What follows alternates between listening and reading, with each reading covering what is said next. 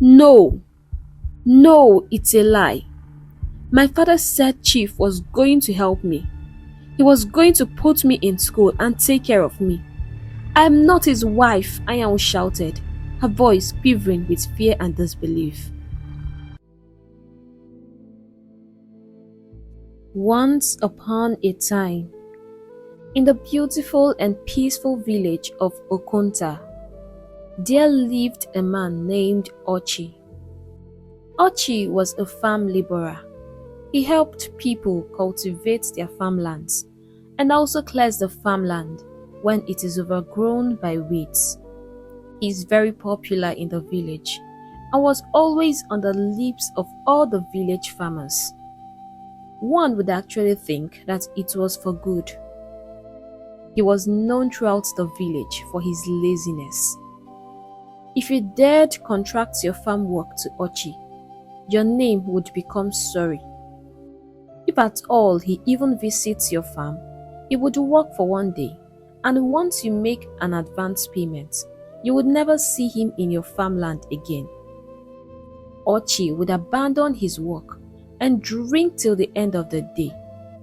Those were his hobbies, drinking and gisting, and his voice was usually the loudest in every single conversation.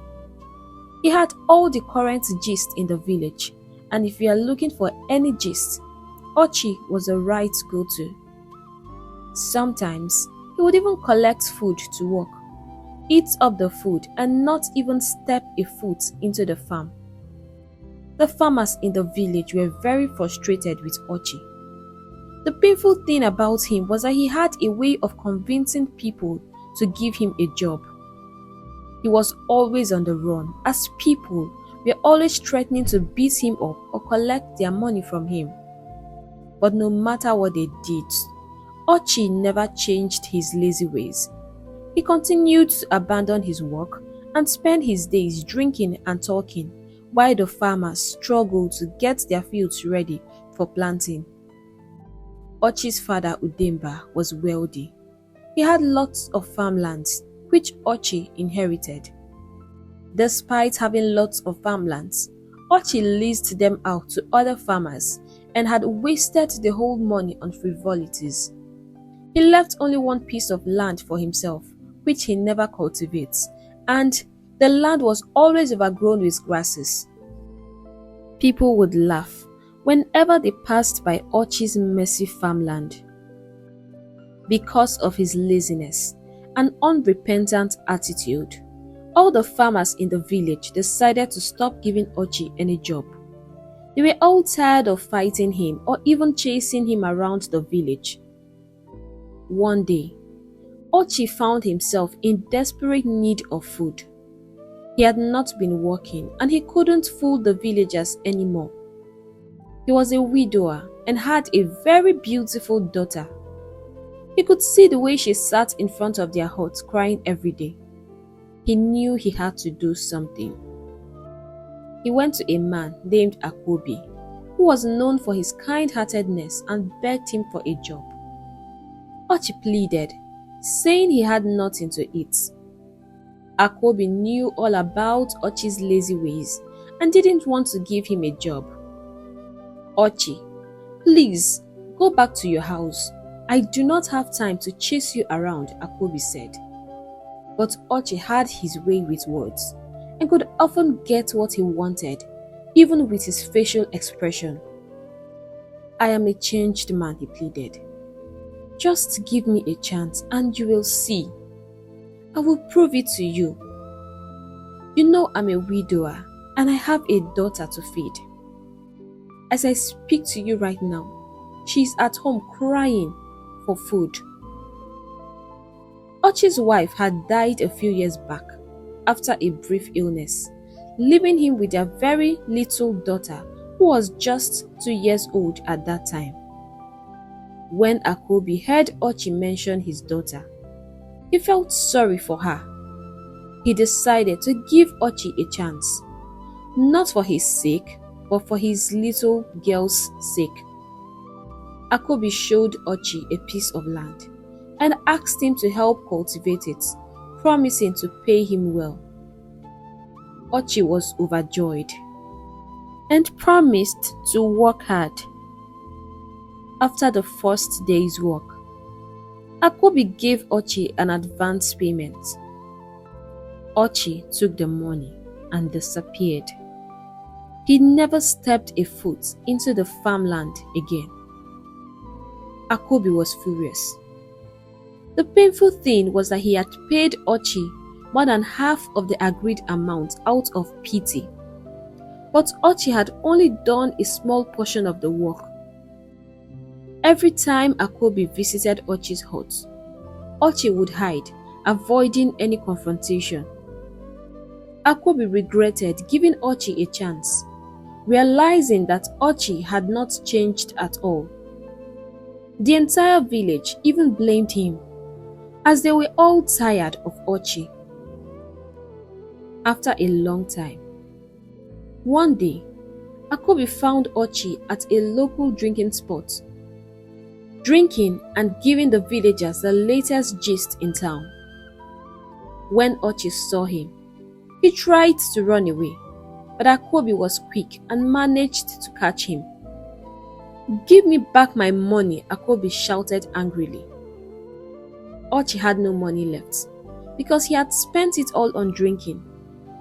He begged Akobi for forgiveness, but Akobi was too angry to listen. In his fury, he beat Ochi up mercilessly. This incident is just one example of the many where Ochi had taken money from people and refused to do the work he had promised. This was how he was always being beaten up every time. The villagers were tired of his laziness and dishonesty. They decided that they would never give Ochi any work again because he could not be trusted. As days flew by, life became really hard for Ochi. His little daughter Anyanwu would sit and cry because she was hungry, and Ochi felt helpless.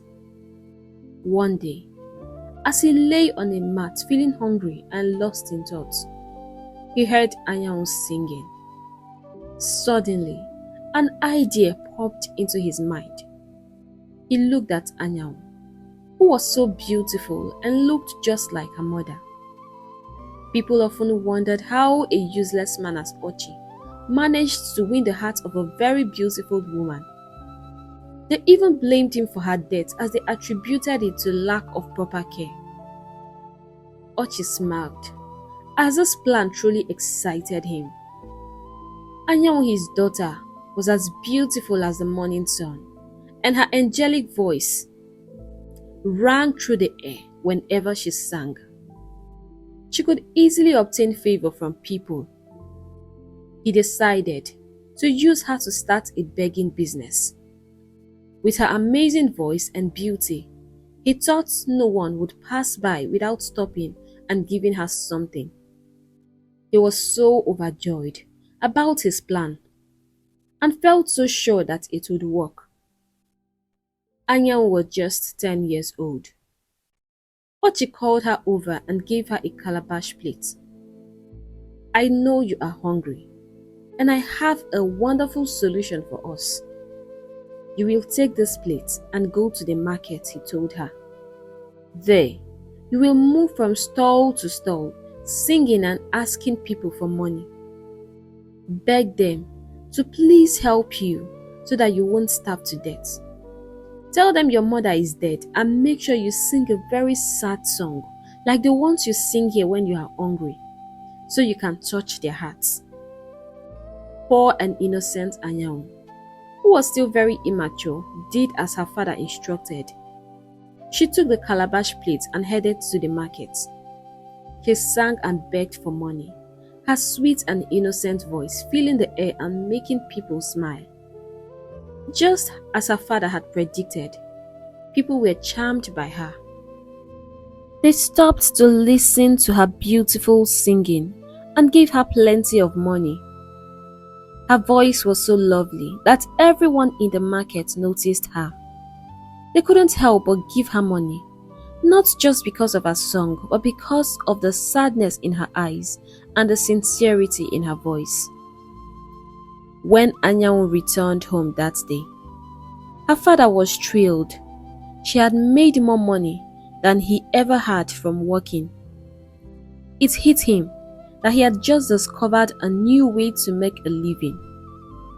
From that day onward, every single day, Anyanwu would go to the market to beg, while Ochi returned to his drinking and flexing lifestyle.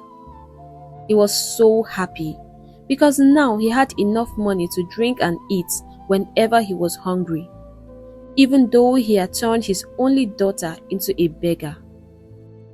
As years passed, Anyanwu grew into a very beautiful young girl. The villagers had grown to love her very much. Despite her difficult life, Anyanwu remained a happy child and never let her problems get her down. Every day at the market, she would sing and dance, bringing joy to everyone who saw her. Her beautiful face and cheerful spirit made her performance even more special. The villagers would give her lots of money because she made them so happy. By the time she was 14, Anyanwu had become a beloved figure in the entire village. Her father Ochi now enjoyed his life more than ever. He had plenty of money to spend on drinking and eating, all thanks to his daughter's hard work. Anyanwu continued to sing and dance in the market, unaware of how much her father was using her. She remained a bright and cheerful presence, spreading happiness wherever she went, while Ochi basked in the comfort that her earnings provided. One day, Anyanwu was dancing and singing in the market as usual, when a wealthy man walked up to her. He had been watching her from a distance, captivated by her happy dancing, beautiful singing, and her stunning beauty. Even though she was still a child, her beauty and joy shone brightly. The man dropped a huge amount of money into her plate. Anyanwu was stunned. She had never seen such a large amount of money before. She thanked the man profusely, her face beaming with smiles as she showed her appreciation. When Anyanwu got home, she excitedly told her father about the generous stranger. Ochi was overjoyed.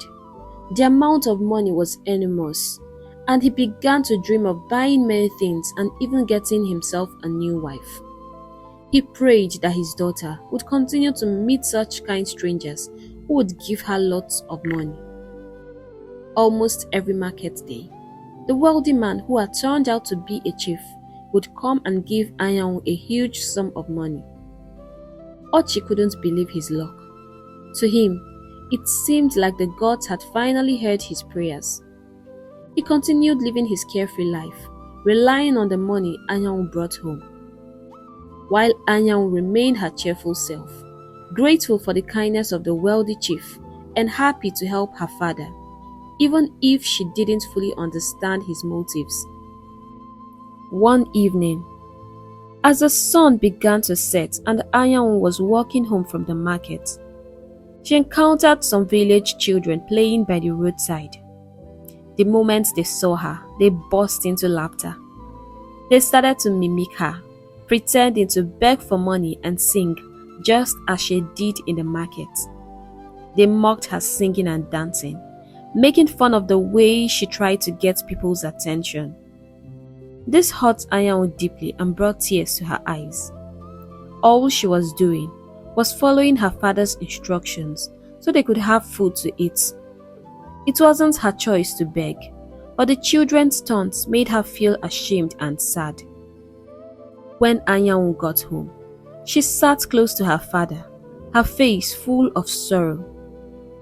Ochi noticed the expression on his daughter's face and asked with concern, "What is it, my daughter?" "Papa," she cried, "I am tired of begging. The village children now mock me for it. They make fun of my singing and dancing wherever they see me. Can't we start a business with the money we've gathered so far? We have enough now, don't we?" Ochi laughed and shook his head. "Which business, my daughter? Look, Begging is the most lucrative business I know.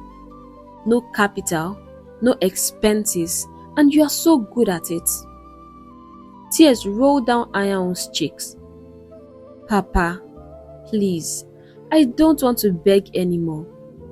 Papa, please, she pleaded, her voice trembling with desperation.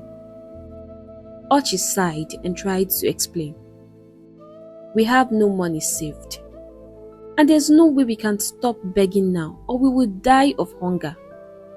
We need to save enough so we can start a business, if that's what you want. Let's do this for a little while longer, he said in a calm tone, trying to convince her. But deep down, he had no plans of letting her stop because he enjoyed the easy money she brought home. Anyanwu, feeling hopeless but wanting to trust her father, continued begging.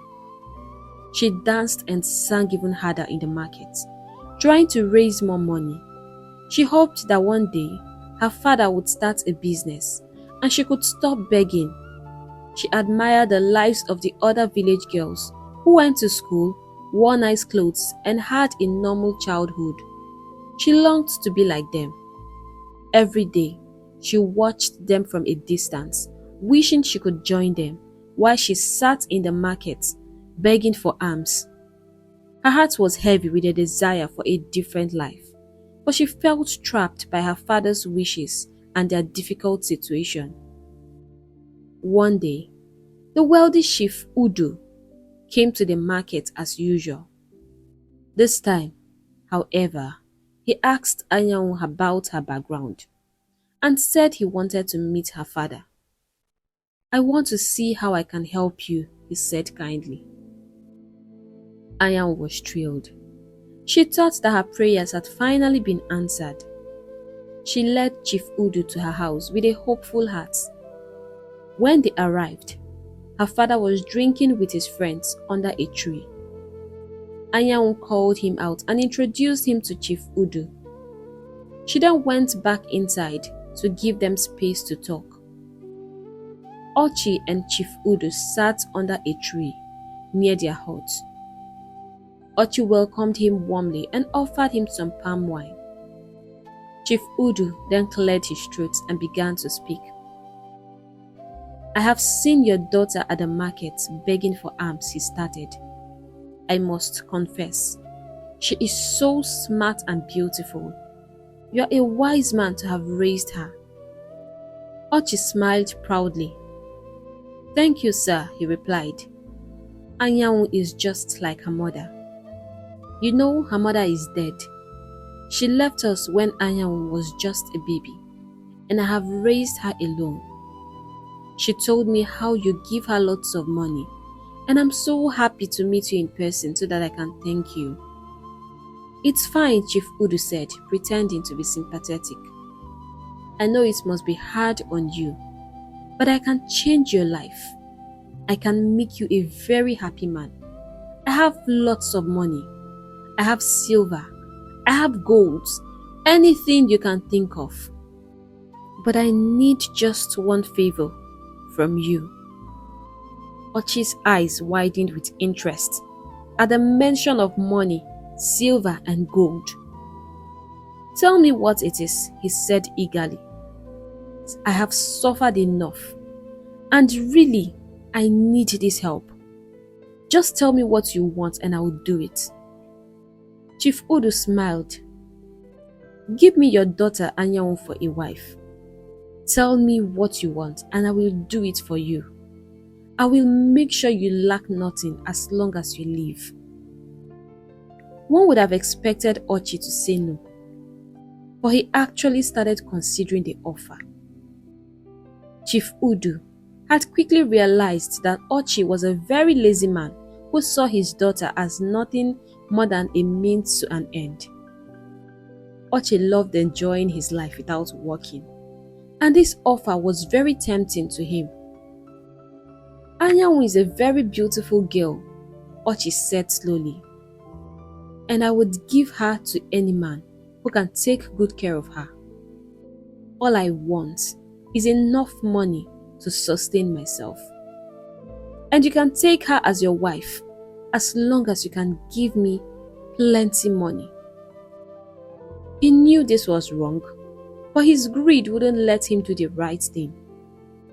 Anyanwu was now his tool for making money, and he didn't even stop for a moment to consider how she might feel. He was already imagining a beautiful life for himself, with a new wife and enough money to drink. Chief Udu had promised he would never suffer again. Chief Udu was pleased. He thought Ochi was the most foolish man he had ever met. He hadn't expected it to be this easy, but Ochi was willing to do anything with his daughter as long as it brought him money. He stood up to leave, promising to return in a few days with his people. After Chief Udu left, Ochi could hardly contain his joy. He sat under the tree near their hut, thinking about how to break the news to his daughter. He was so wrapped up in his own excitement that he didn't consider how this would affect Anyanwu. All he could think about was a life of ease and comfort that awaited him. Meanwhile, Anyanwu was inside the hut wondering what Chief Udu had been discussing with her father. She saw Chief Udu leave and expected her father to call her and share their conversation with her. But when she looked outside, she noticed he was just sitting under the tree, lost in his own thoughts. Anyanwu prepared dinner and served it to her father. Then, she took a seat beside him, excited to hear the news. "Papa, what did Chief Udu want?"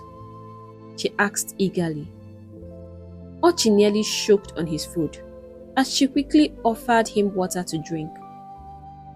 Ever since Chief Udu left, Ochi had been thinking of the best way to tell Anyanwu the news.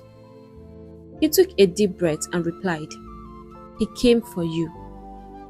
Remember how you told me you wanted to stop begging? Chief Udu wants to take you, and he has promised to take very good care of you. You will never have to beg again in your entire life." Anyanwu's eyes lit up with excitement. Finally, she was going to live the life she had always dreamed of. She imagined going to school and being happy, like the other kids. The gods are truly kind, she thought. "Papa, do you think you can stay alone when I leave?" she asked, a bit worried about her father. "Of course," he said. "I will definitely miss my daughter, but it's for the best." "I have only one request, Papa," she continued. "What is it, my daughter?" Ochi asked. "Papa, please stop drinking," she said softly. Ochi burst into laughter. "Palm wine is my life, and I can never stop it. But since you've asked me to, I will try to do it for you, my daughter." Father and daughter chatted into the night. It had been so easy to convince his daughter, and he couldn't wait to become rich. He imagined the villagers being amazed by his newfound wealth and respect. He had grand plans to shock them all, and the thought filled him with anticipation. Anyanwu, filled with hope for a brighter future, trusted that her father's decision was the best for both of them. A few days later, Chief Udu returned with his kinsmen, bringing a large entourage with him. They carried gifts and a huge amount of money for Ochi. Ochi was overjoyed and couldn't stop smiling. After paying Anyanwu's bride price, they took her with them. As she rode away in the horse-drawn carriage, Anyanwu felt a deep sadness settle in her heart. She was leaving her village, and even though her relationship with her father wasn't strong because he was always drunk, she knew she would miss him a great deal. Tears rolled down her cheeks as she watched her village fade into the distance and they approached a new town.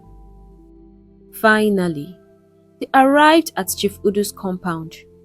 It was enormous and bustling with people who were celebrating. Anyanwu wondered what was happening.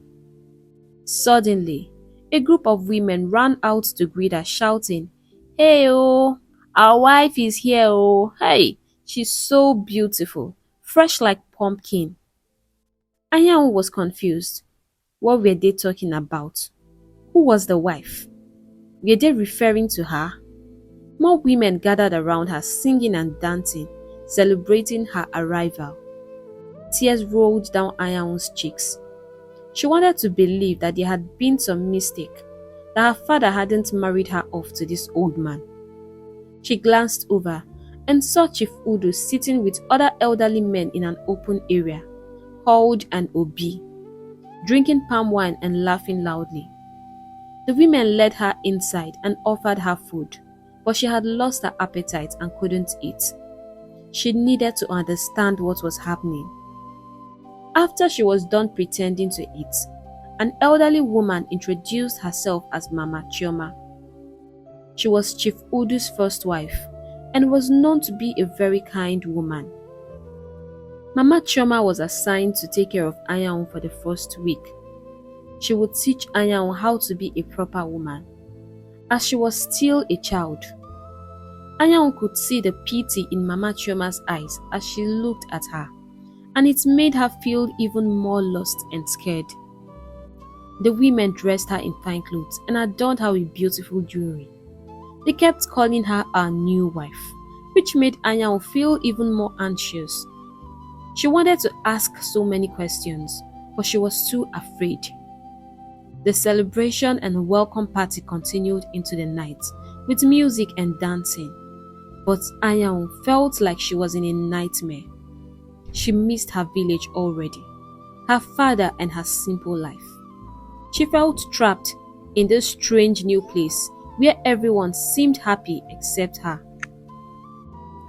After the welcome party, Anyanwu was taken into a beautifully decorated hut. Mama Chioma, the chief's first wife, sat down with her to talk. She could see the fear in Anyanwu's eyes, and it broke her heart. She remembered when she had been in the same situation and deeply understood Anyanwu's pain. "Where is your mother?" she asked gently. "She's dead," Anyanwu replied. "Ewo," Mama Chioma exclaimed, holding Anyanwu's hand tightly. "I'm so sorry to hear this. You can call me Mama. I am your co-wife and the most senior. You are very welcomed here, my daughter." Anyanwu looked at her with tears streaming down her cheeks. "I want to go home. I want to go to my father. Please, I want to go," she pleaded, her voice trembling. "Shh. If Chief hears this, he won't be happy with you, and his anger is dangerous. You are now his wife, and this is your new home," Mama Chioma whispered urgently.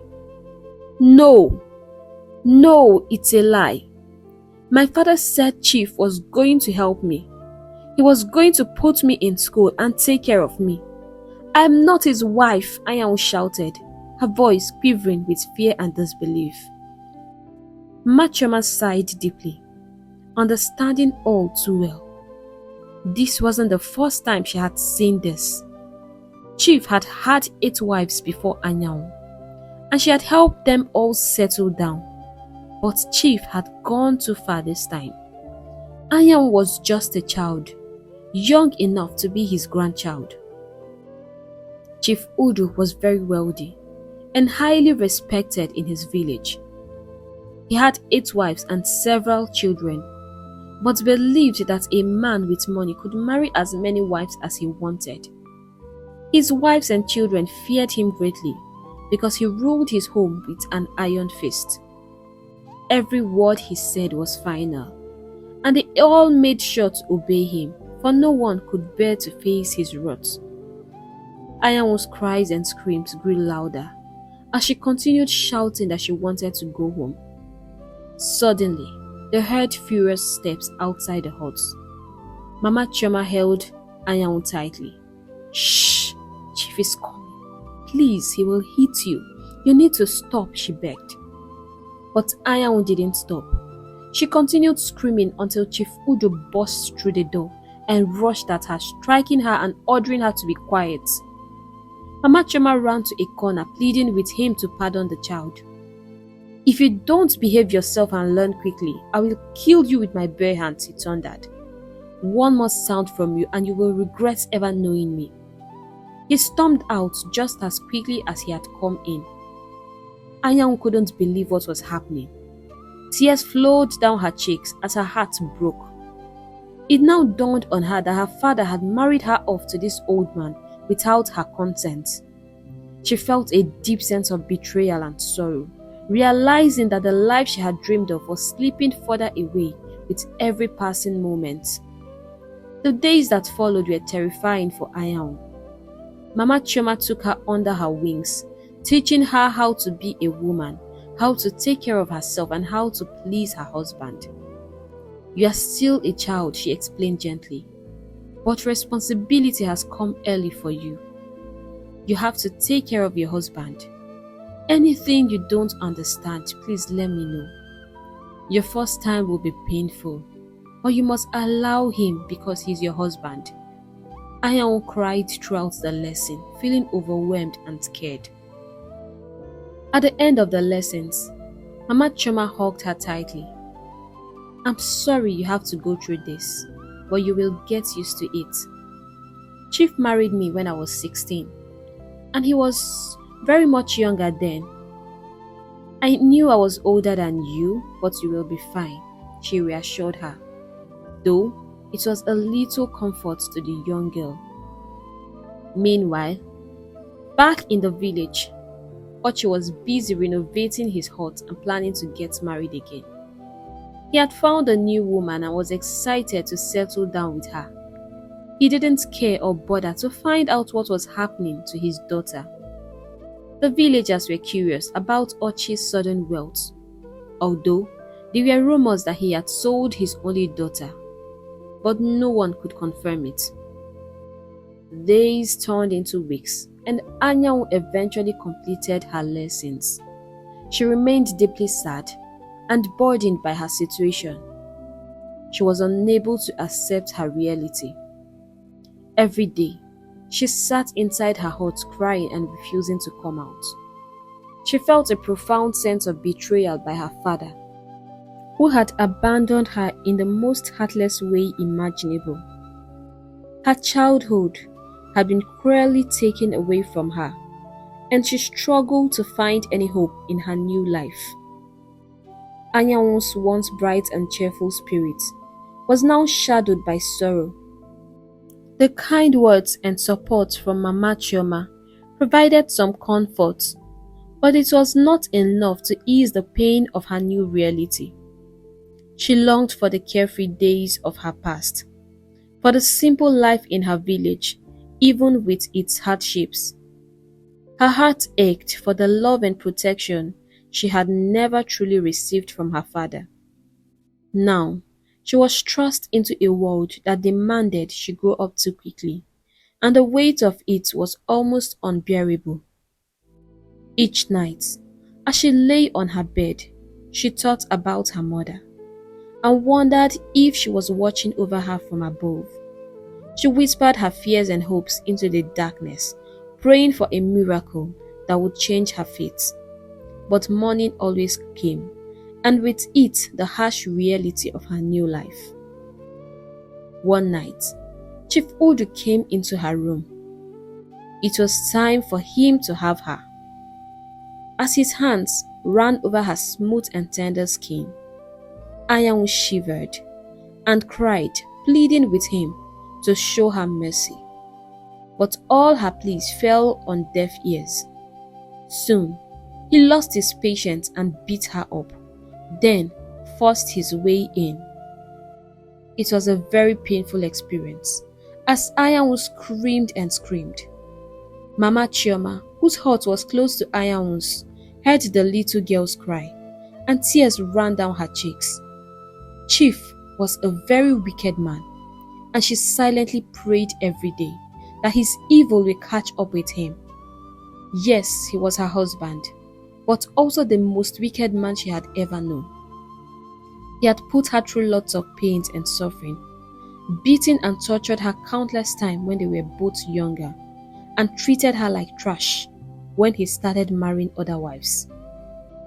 Immediately she saw him leave, she took some hot water to Anyanwu. The innocent girl lay there in pains. Mama Chioma cleaned her up and massaged her body with the hot water.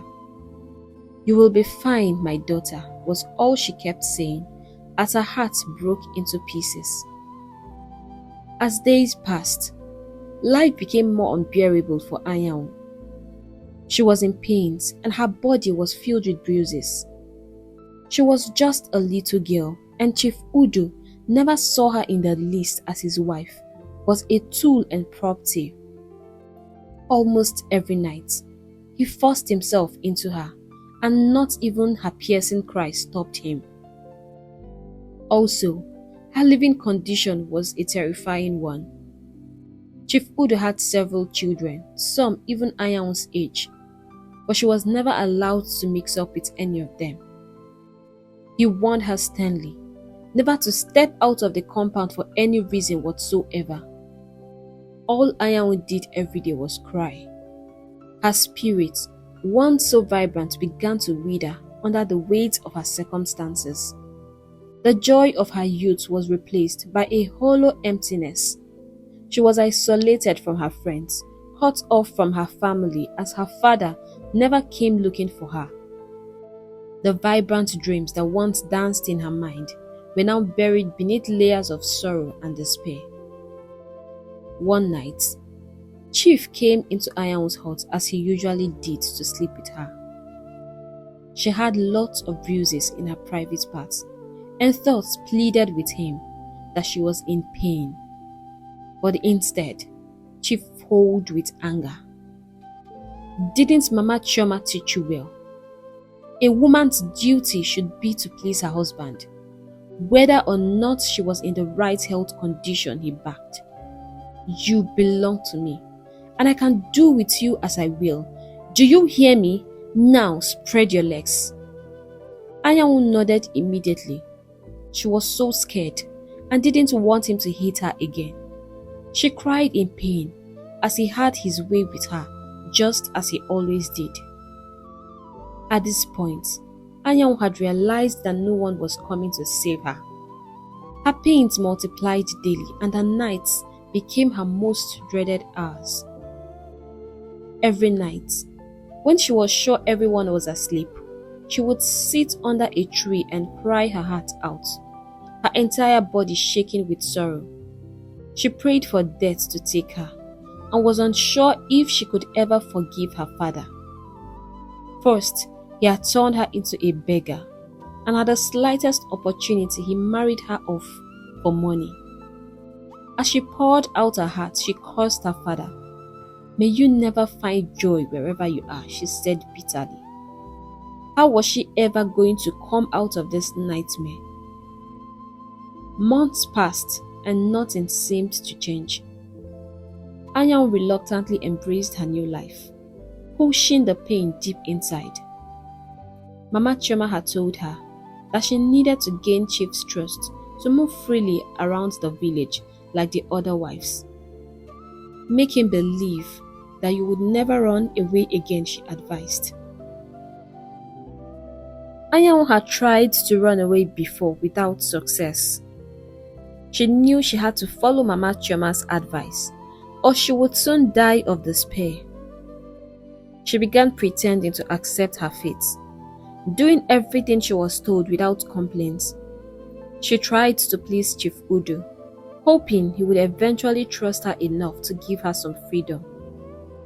Chief's wives took turns to cook for Chief. Anyanwu tried her best to learn how to cook a proper meal from Mama Chioma, who was always there to support her. "You have to make sure you make Chief a good meal. If not, you won't find it funny with him at all," she would always warn Anyanwu. She learned and worked diligently every day, taking care of the household and learning to hide her pain behind a mask of obedience. Gradually, Chief Udu began to relax his grip on her, allowing her a bit more freedom. She could go to the market and visit the streams. Anyanwu seized this small opportunity to explore the village and connect with the other women, slowly building a network of support. Despite the overwhelming darkness in her life, Anyanwu clung to a silver of hope. She believed that if she could earn enough trust, she might find a way to escape this dreadful existence. She knew it would take time and patience, but she was determined to reclaim her life and find a path to freedom. One early morning, Anyanwu fell sick. Mama Chioma was the first to notice, as she hadn't seen Anyanwu come out of her hut all day. By noon, she decided to check on her. Anyanwu lay on her bed shivering with cold. Mama Chioma rushed to her side.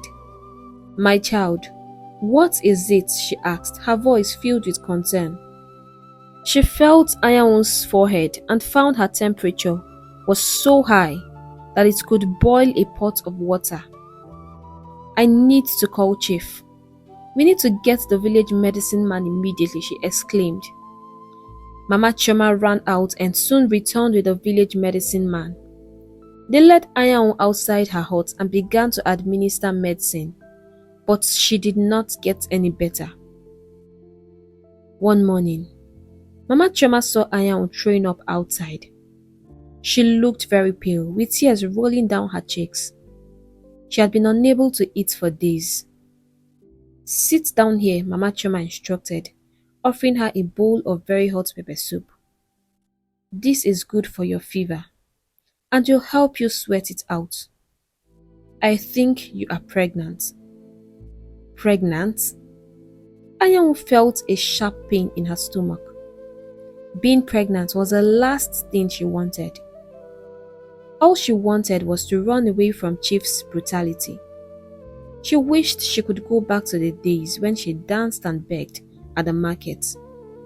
For once, she wished Mama Chioma was wrong. But as weeks passed and her belly swelled, she realized that Mama Chioma was right. She cried and cried until she had no more tears left. Seeing her mates playing or doing things she couldn't do broke her heart. She was always sick, and Chief Udu didn't care. All he wanted was to satisfy his desires. People looked at her with pity whenever she passed, wondering how a little girl this age could be married and pregnant. But no one dared say a word. They were all scared of Chief Udu. Anyanwu's health continued to decline. Each day felt like an endless struggle. She was constantly weak and in pain, and her spirit was crushed by the weight of her situation. Despite Mama Chioma's best efforts to care for her, the reality of her condition and the hopelessness of her circumstances seemed insurmountable. Her days were filled with a profound sense of isolation and despair. The once vibrant dreams she had were now replaced with the harsh reality of her life as a child bride. She longed for freedom, for a chance to reclaim her lost childhood, but those dreams seemed to drift further away with each passing day. It was a big struggle, but Anyanwu managed to reach her 9th month of pregnancy. The night she went into labor, Mama Chioma and the other wives were filled with fear. Anyanwu looked so weak, and they doubted she could survive the ordeal. Mama Chioma prayed and cried, offering sacrifices to the gods on Anyanwu's behalf. She had grown to love her as her own child and couldn't bear the thought of losing her. Mama Chioma gathered the other wives to pray for her. They circled the hut where she was, offering prayers for her safety. Anyanwu's screams echoed through the night as she endured the intense pain. The midwife urged her to push, but she was losing strength. "Don't give up," the midwife encouraged her. "You can do this. Now, with all the strength you can muster, Whoosh! Tears filled Mama Chioma's eyes as she watched helplessly. Then they heard the cry of a baby. Anyanwu had finally delivered her child. After the midwife cleaned her up, she called the others in. Anyanwu still looked weak, but her baby was healthy. The women lifted the baby and danced around, singing joyfully. Anyanwu was now a mother. Weeks after giving birth, Anyanwu began to notice something terrifying. She passed urine freely without any control. Her body and bed were constantly soaked in urine. She was scared and didn't know what to do. Soon, her hut began to smell, and the smell became unbearable. This time, she knew she had to tell someone. "This is strange," Mama Chioma said when Anyanwu finally confided in her. "I've never heard of this before. We need to tell Chief about it." No one could make any sense of her condition. At this point, Anyanwu's smell was so bad that no one could stay close to her. The village medicine man tried everything he could, but nothing worked. Chief Udu could no longer enter her room. He beat her repeatedly for urinating on the bed and on her body. But when she didn't stop, he eventually gave up. As days passed, Anyanwu's condition grew worse. People began to avoid her, believing the oracle's claim that she was cursed. Chief Udu, convinced by the oracles, could no longer bear it. One day, he sent Anyanwu away, declaring her useless to him. He further instructed that any of his wives seen with her would be sent packing, and this made them all avoid her. Mama Chioma sat in her hut as she watched in pain. Anyanwu being thrown out of the hut. Tears filled her eyes for the poor girl. What was she going to do with this little child of hers? She felt so guilty that she could not do anything to help. Anyanwu walked aimlessly with her baby, not knowing where to go. This was too much for her to bear, and no one would even stand to talk to her. "Oh death, take me and my child," she cried bitterly. "What have I done to deserve this?" She found a shade under a tree where she sat down with her baby and cried her heart out. She held her baby tightly, crying until she eventually drifted to sleep. When she woke up, the sky was already darkening and night was approaching. She had moved very far and she didn't know where she was. All she needed now was to find a place to rest. She left the shade of the tree and continued wandering aimlessly with her child. Soon she stumbled into another town and saw smoke rising from a hut. She decided to go and plead with the owner for shelter. She just needed a place to rest her head.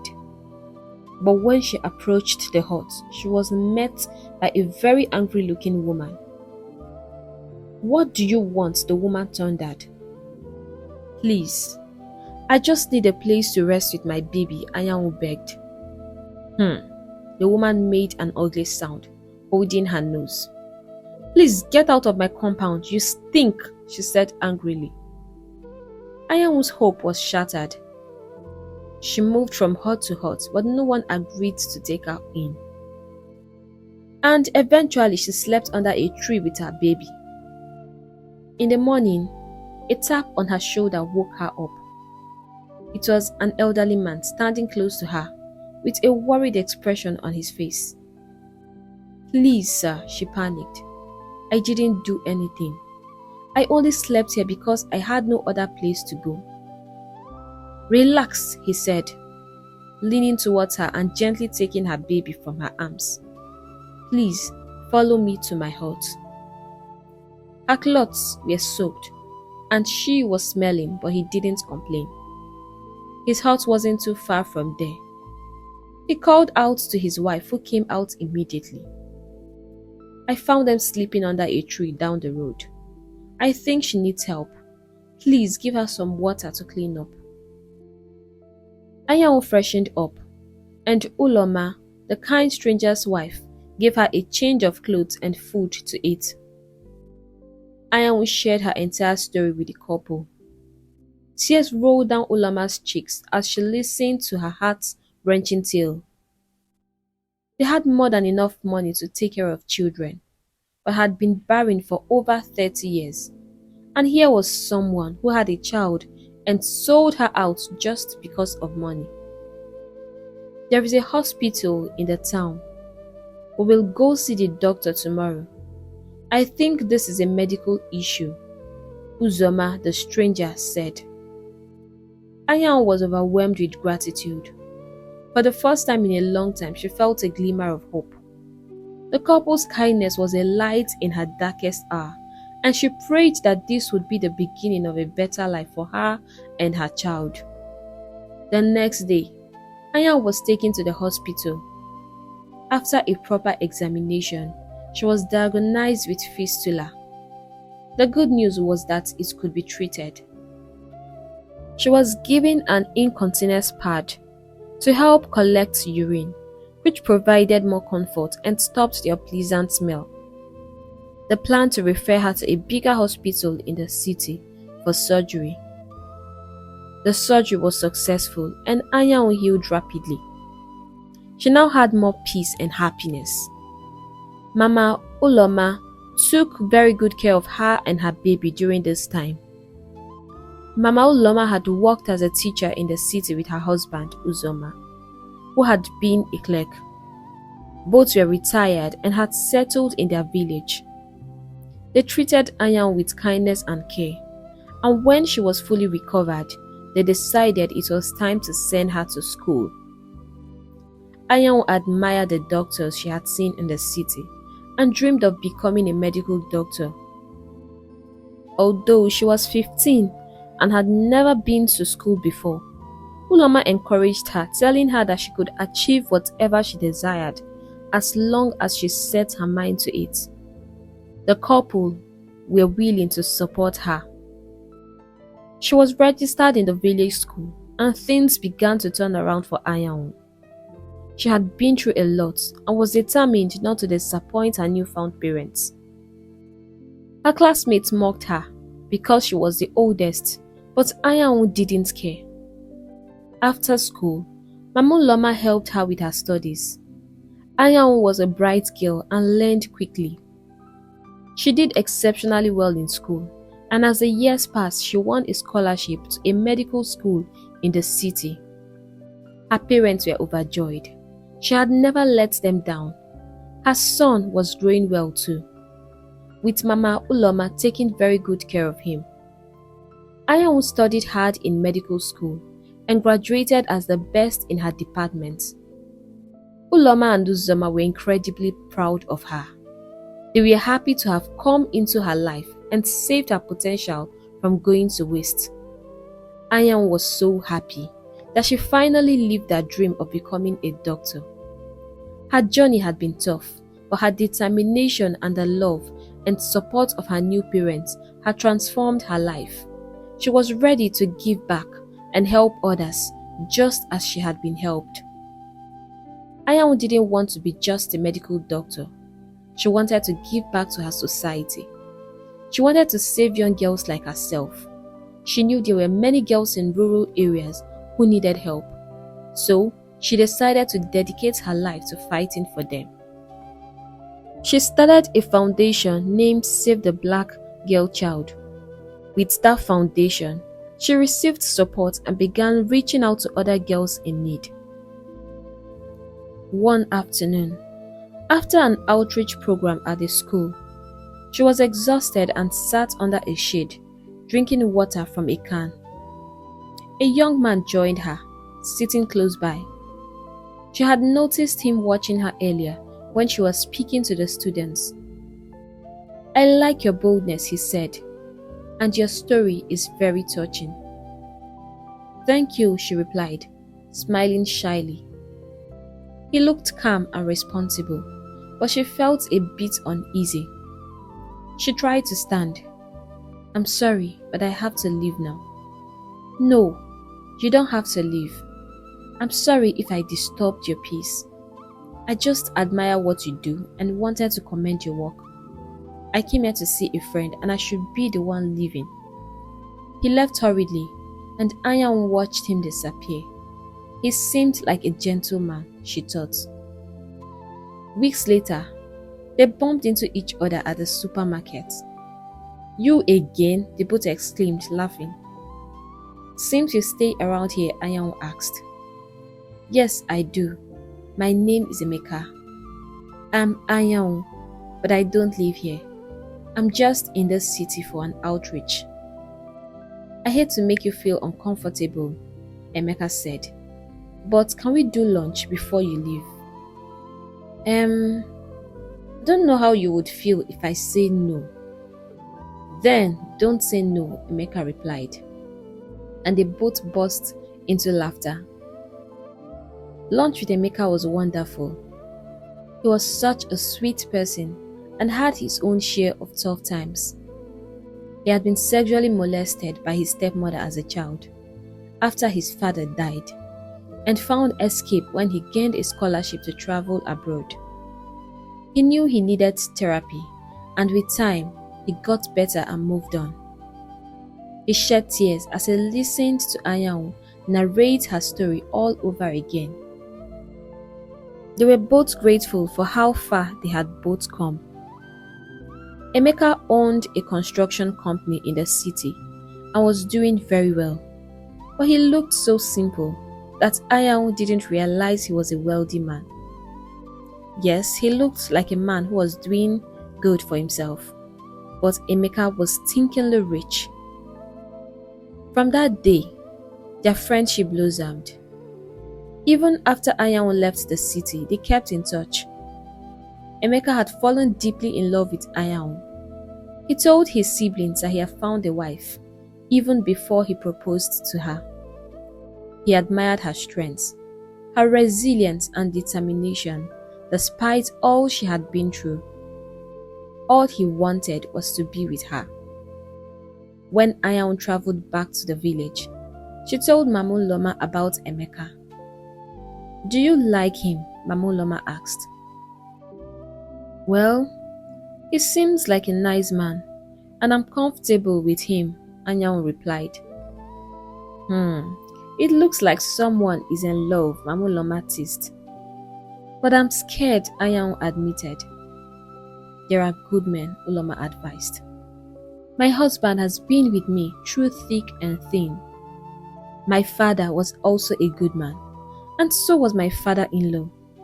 I've seen a good number of them, and I must say that love is not a bad thing. In fact, it's a wonderful thing, and you need a good man in your life. Oh my dear, I've prayed for you to find happiness ever since I met you. You made us more than happy, and you are that child we've always prayed for. I'm a mother today because of you, and people have stopped mocking us. If you love him, I give you my full support. You know what's right for you, and I like him already. Tears ran down Anyanwu's cheeks as she hugged Mamu Loma. The couple had been a huge blessing to her. She knew what parental love was through them. With Mamu Loma's words echoing in her heart, Anyanwu began to let herself imagine a future with Emeka. She thought about his kindness, his understanding, and his unwavering support. Despite her fears, she felt a growing sense of hope and excitement. When Anyanwu got back to the city where she lived, Emeka called to tell her that he wanted to visit her. It had been a while since she had seen him, and she felt a surge of excitement. Though they spoke on the phone every day, the thought of seeing him in person filled her with joy. She was on an outreach program when he arrived, bringing gifts and flowers for her. After the program, they went to a restaurant where they sat and shared everything that had been happening in their lives. Emeka could see the spark in her eyes, and it melted his heart.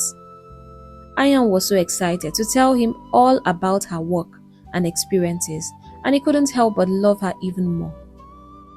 I would love to meet incredible parents who have raised you to be such a wonderful woman, Emeka said, his eyes filled with admiration. Anyanwu's eyes lit up with excitement. You are going to love them. I already told Mama about you and she likes you already. They both laughed as they finished their meal, with deep laughter and conversation, strengthening their bond even further. Emeka's genuine interest in her and the people she cared about made Anyanwu feel cherished and valued. A few weeks later, they planned a trip to the village so Emeka could meet Mama Loma and Papa Uzoma. The anticipation of introducing him to the couple who had become her family filled Anyanwu with joy. She couldn't wait to show Emeka the place that had given her a second chance at life. When they arrived at the village, Emeka was welcomed warmly by Mama Loma and Papa Uzoma. The warmth and hospitality of Anyanwu's adoptive parent made him feel at home immediately. They spent the day sharing stories, enjoying meals and building a connection that felt natural and sincere. You have raised an extraordinary woman, Emeka said to the couple after lunch. I'm grateful for the love and care you have given to her. Mama Loma smiled, tears of happiness in her eyes. She is such a blessing to us and we are grateful to have her in our lives. We can see how much you care for her and that means the world to us. Uzoma cleared his throat. We are going to do the right thing. I would love us to visit her native home. Her father deserves to meet you, Emeka, he said. I do not have another father, Anyanwu said, her voice filled with pain. You are the only father I know and I have nothing to go back to. No, my daughter, Uzoma replied gently. You will always be our child, but we have to do the right thing. I know your father hurt you and doesn't deserve to be your father, but I respect tradition a lot. No, Papa, please, Anyanwu pleaded. Do you know what that man has done to me? He made me beg. My father turned me into a beggar, and as if that was not enough, he married me off to an old man without my consent. I could have died. I could have died, Papa. That man almost killed and destroyed me. Emeka understood her pain and held her closely. Of all the people who should have betrayed you, it shouldn't have been your father. But it happened that way. Nobody's asking you to take him back. But for your sake, you have to forgive him. Look at you today. You don't look like what you've been through. You don't look a bit like your story. Free your father in your heart. Let's do the right thing. Uloma and Uzoma watched them with admiration.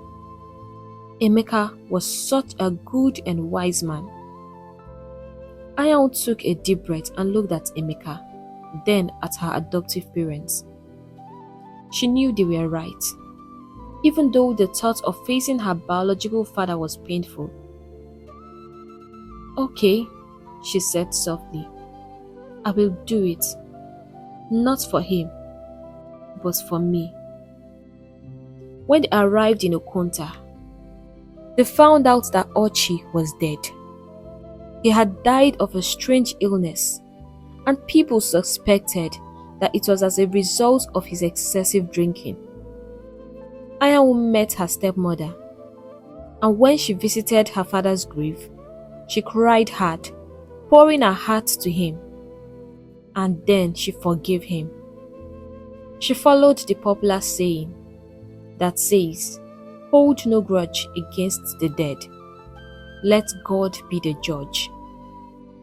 They all headed back to Nka, and Emeka fixed a date for the traditional marriage, promising to return with his people. The marriage ceremony was held at Uloma and Uzoma's compound. Anyanwu wanted to give them that honor, since she was now an orphan, and they were the ones who raised her as their own child. It was an elaborate ceremony, and her foster parents were so happy. Her son, Chidi, had grown, and Emeka also met him. The young couple were grateful that they both found love and friendship in each other. After their marriage, they moved back to the city, leaving Chidi with Uloma and Uzoma. Anyanwu was shocked when she got to Emeka's home. He lived in a huge mansion and had lots of servants. She didn't know he was this wealthy, yet he looked so simple. She embraced him as she cried tears of joy. Who could have believed that she would end up this way, with all she had been through? Meanwhile, after Anyanwu left Chief Udu, he married another child bride from a neighboring village. Mama Chioma still couldn't find peace ever since Anyanwu left. She wished she had done something to stop Chief. She wished she had stood up for Anyanwu. The guilt gnawed at her chest each night, and she didn't know what to do. But this time, she wasn't going to allow Chief ruin another young life again. As she watched the girl cry every night, her resolve became stronger. She decided to put an end to his wickedness. She poisoned Chief's food, and he ate and died.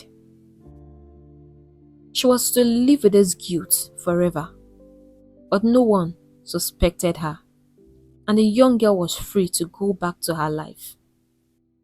If that was any consolation, it made Mama Chioma feel better. Anyanwu and Emeka lived happily ever after.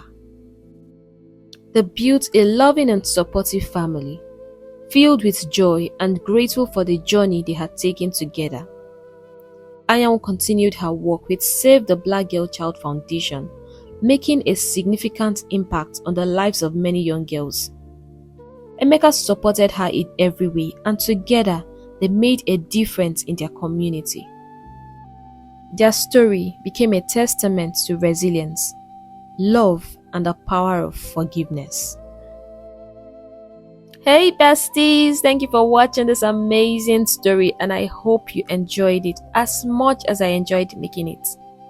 I would like you to share your lessons and your take-homes in the comment section so that we all can read and learn from it.